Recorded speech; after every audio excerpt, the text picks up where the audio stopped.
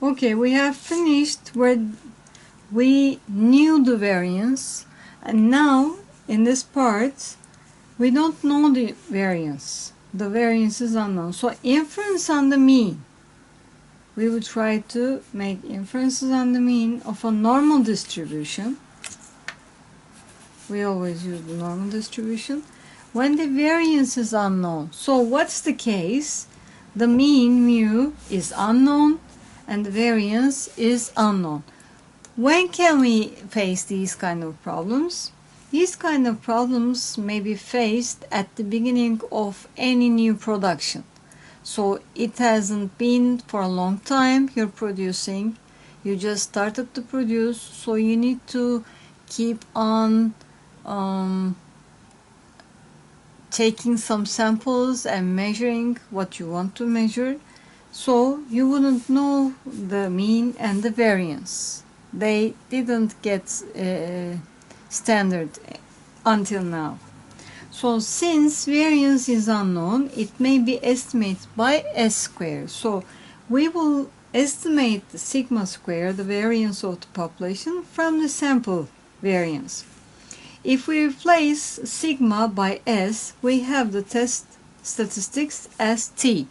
So the normal distribution table and the graph turns to T distribution because we don't know the variance of the population. The formula looks similar. T is equal to x bar minus mu 0 all over S over square root of n. So we write the null hypothesis as mu is equal to mu 0, and the alternative hypothesis will be mu is not equal to mu 0. So this is when it is not equal to sign, this means it is two-sided. And we are now trying to read the T table, not the Z table. And what do we need to read the T table? We need the alpha value, and we need the degrees of freedom, which is n minus 1. If what we find from the table is less than what we find from the calculation from here, then the null hypothesis will be rejected. And when it is one-sided, we can say, we don't use alpha over 2. The T distribution looks like normal distribution, but the tails are a little bit above this line, and it is like this. At some parts, at some k value, there's a k value in the formula. When it is going to infinity, then this graph looks like or gets near to normal distribution. So when it's two-sided, we divide alpha over 2 as we did in normal distribution. And when it's one-sided, we don't divide by 2. We write this as alpha, either from the upper part or the lower part. So let's look at example 4.3, and we will use the T distribution table. This is our table. That's on page 696, the percentage points of T distribution. It looks like normal distribution, as you see. How do we read the table? There are degrees of freedom. This looks like V. It means degrees of freedom. Degrees of freedom is always n minus 1. So in this example, we have n is equal to 15. So our degrees of freedom is 14 here. And we will also need the alpha value, which is 0.05, but is it two-sided or one-sided? That's important. Since it says mu is not equal to 3200, is not equal to means two-sided, either it can be higher or greater or smaller than this value. So this is two-sided. So when it's two-sided, we divide alpha by 2.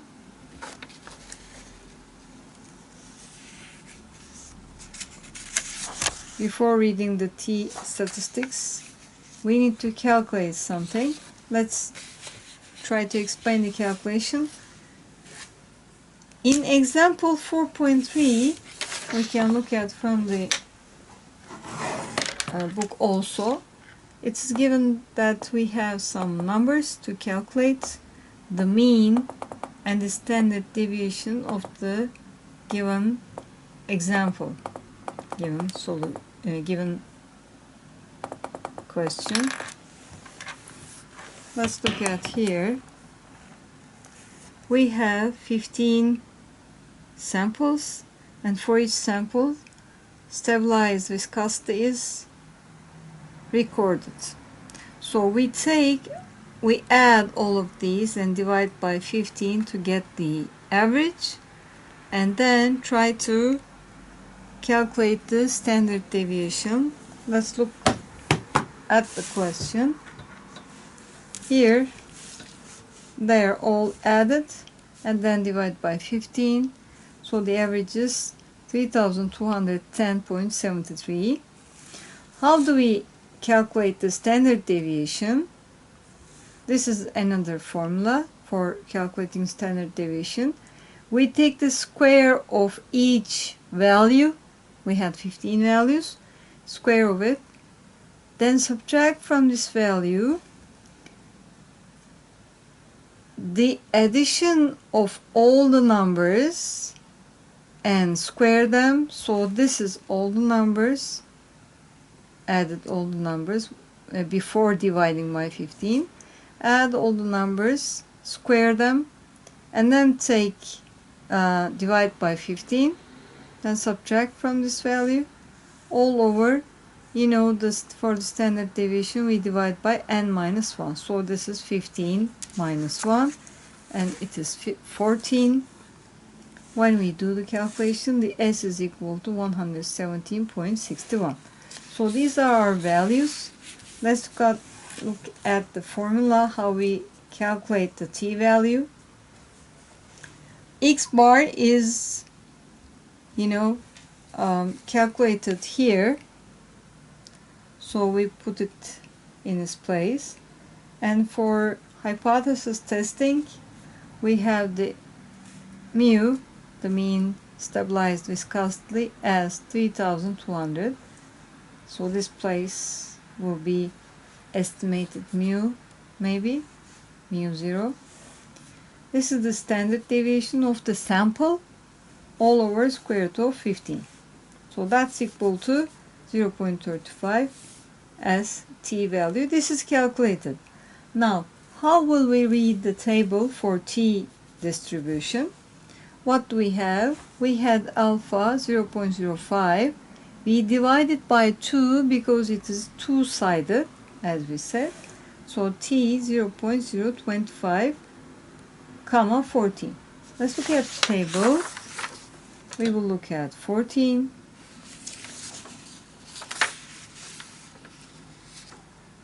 And 0.025 is here.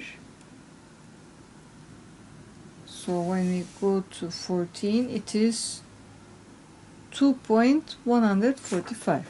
2.145. So whatever the alpha is, it is at the column, and whatever the degrees of freedom is, it's at this part. For each line we have the degrees of freedom. So let's repeat again. The degrees of freedom was n minus 1, and we had 15 samples. 15 minus 1 was 14, and alpha over 2 was 0.025. So here is 0.025. When you go to 14, it is 2.145. So that's the value in the table. Let's compare this value with the calculated value. So it is just similar to what we have in normal distribution. These are the rejection regions, 2.145 on the positive side and minus 2.145 on the negative side, and our T0 value is just very near to 0, so it is not in the rejection area. So we say that we cannot reject the null hypothesis. Therefore, there is no strong evidence to conclude that the mean stabilized viscosity is different from 3200 CP. So that's the answer for this solution, this result. We need to look at how we draw the normal probability plot, because it will be calculated by the statistics programs and you will see them. Okay. And now we have confidence interval on the mean of a normal distribution. Again, the variance is unknown. So, x is a normal random variable. Mu, the population mean, is unknown, and the population variance is unknown. So, random sample of n observations are taken. X bar is the sample mean, and S square is the sample variance. So, we would like to calculate the two-sided confidence interval for mu, for the mean, or we can calculate the upper or lower confidence bounds. So when you say confidence bound, it's a limit. We just take it upper or lower values. It will be understood from the question. Example 4.4, we will consider example 4.3 and find 95% confidence interval. So in the questions at the back of the chapter, we will solve these according to these examples. So since it says the confidence interval, it means we need to have values for both sides. So we need to divide, this is alpha is equal to 0.05 because it's 95%. Divide alpha over 2 and n minus 1. What was n? N was 15. So we found t as 2.145 from the table. The average we have calculated before. We put the values in places, and this is the upper and the lower limit for the population mean. So we don't just make a point estimation, but we give a interval estimation, and we say that we are 95% confident about these values. So it is 95% possibility that our real population mean is between these values. So if we had a lower confidence bound, for example, for the same question, then we wouldn't divide alpha over 2. We will take alpha as it is. Let's use our table to find the solution. It's again 14, so we have 0.05. It's not, sorry, that's the T distribution. So 0.05 is the fourth column. We go to 14, it is 1.761. 1.761 in place of t value, and when we put all the values in places, we find that mu is at least 3157.25.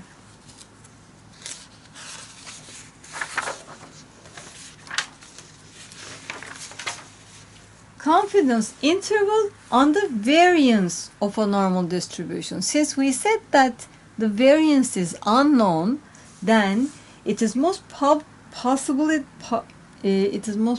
that we need to find a value for the population variance also. So we need to have a confidence interval for the variance of the same population. Now, in this case, because it's a square, because it's a variance, we are using chi-square distribution, and we will be using chi-square table. Now, this is the formula for the confidence interval of the variance. What is it? N minus 1 times S squared, that's the sample variance, all over chi-square. Here is the value we will look at the table. 1 minus alpha over 2, comma, n minus 1 is the degrees of freedom for the upper bound. For the lower bound, we have alpha over 2, n minus 1. If we had only the upper or lower bounds, then again the same thing. We wouldn't divide alpha over 2. We would take alpha as it is. So the upper bound would be 1 minus alpha, comma, n minus 1, chi-square. And the lower bound would be alpha, comma, n minus 1. So let's, we will keep on and then look at the example. We have the chi-square distribution table here. So inference on the variance of a normal distribution. This was the confidence interval. At the beginning of the lesson, this video, we said that two ways can be made for this values, for the values we get from the sample. So one is confidence interval and the other is hypothesis testing. How do we do the hypothesis testing? We will write the null hypothesis saying that sigma square is equal to sigma 0 square, and the alternative hypothesis is sigma square is not equal to sigma 0 square. Test statistics for this hypothesis is chi-square is equal to n minus 1 s square all over sigma 0 square. The null hypothesis is rejected when chi-0 square is greater than chi-square alpha over 2, comma, n minus 1, or if chi-0 square is less than chi 1 minus alpha square is greater than this part. We can look at the example and draw the graph again for chi-square to understand when do we reject the null hypothesis. Process capability, this part is very important. Let's make it like this. Process capability is directly related to process variability. What does that mean?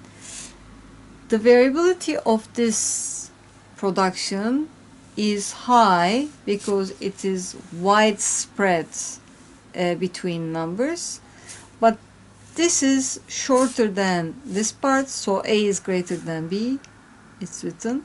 So the process variability in B is smaller, and that means process capability is higher in B. So we would like to have productions like this, which produces more at the target when you compare to this. So we would like our process to be improved like this. We would like to try to find ways to lower the variance of our production. So let's look at example 4.3. We have standard sample of the sample, standard deviation of the sample as 117.61 and variance of the sample is 13,832.11. So chi-square. Now, how do we read the chi-square table? Chi-square graph is not a symmetric graph. So the right side is maybe different than the left side and the numbers are not symmetric to each other. So we need to read from the table each limitations. So let's look at here. Again, in this example, alpha is 0.05 and alpha over 2 is equal to 0.025. So that's why we read from the table, the chi-square table, 0.025, 14. So if we are reading from the right side, what was our limitation? So this was 1 minus alpha. We would read from the table. 1 minus 0.025 is 1.975. Sorry, 0.975. So that's the third column. And when we look at the degrees of freedom, it is 14 because we had 15 samples. So the number here is 5.63. So 5.63 is the chi-square value. When we look at the formula, let's look at the confidence interval formula. Here we find that chi-square 1 minus alpha over 2. So our alpha over 2 was 0.025. Our 1 minus alpha over 2 is 0.975. So for chi-square, read the table. 0.975 is here, and we go down to 14, and what we read is 5.63. Here is 5.63. So this part. What about the lower bound? It is not subtracted from 1. It is just alpha over 2. Alpha over 2 is 0.025. 0.025 is here. So it's 7th column. When we go down to 14, it is 26.12. So here is 26.12. We have the S squares here. The S squares are the same, and we have the n minus 1s here, 14. The difference is we only divide by different chi-square values. So at the end, we find that the limits are the sigma, standard deviation of the population, would be 95% at these levels. It is less than 185.46 and greater than 86.10.